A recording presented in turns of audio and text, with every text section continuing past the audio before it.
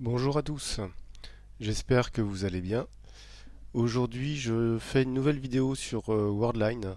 Je voulais faire un retour d'analyse suite à la vidéo d'il y a quelques mois pour voir ce qui s'est passé.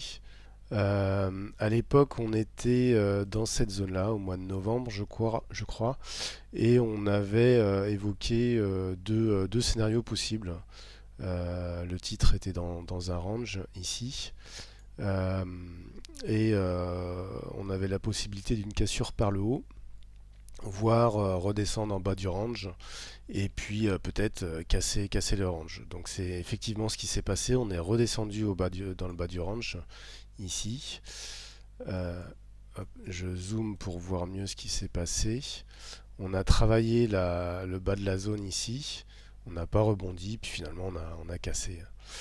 On est allé travailler un peu plus bas.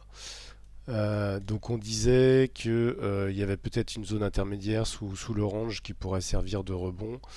Moi j'avais identifié celle-ci en violet et celle-ci, puis finalement on a rebondi, le titre a rebondi sur une zone intermédiaire ici qui correspond à l'alignement de la quille jaune et puis de la SSB là.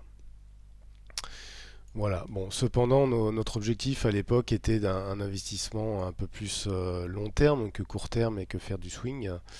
Et on voit que le titre finalement vivote, ne décolle pas. On avait ce range dans cette zone de prix. Et aujourd'hui, on est dans ce nouveau range que je vais encadrer là, coloré, voilà, dans cette zone de prix.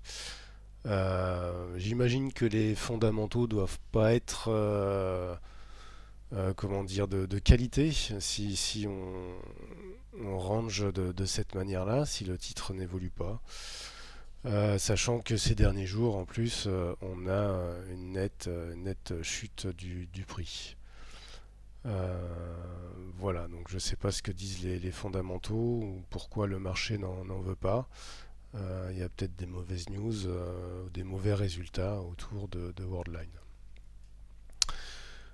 Si on dézoome et qu'on regarde en semaine, hein, toujours en long terme, par rapport à l'objectif initial, on constate finalement, alors je vais enlever ça qui sert plus. On peut constater qu'on est quand même dans une construction de plus long terme avec une forme un peu plus longue, peut-être un triangle de ce type-là.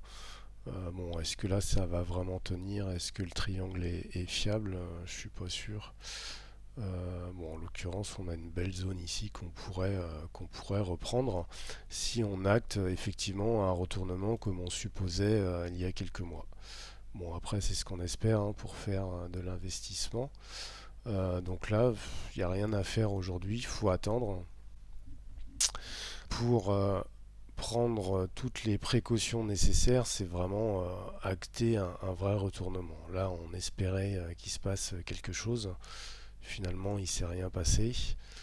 Donc là, c'est vraiment attendre. Finalement, ça va être attendre peut-être un dépassement des 45 euros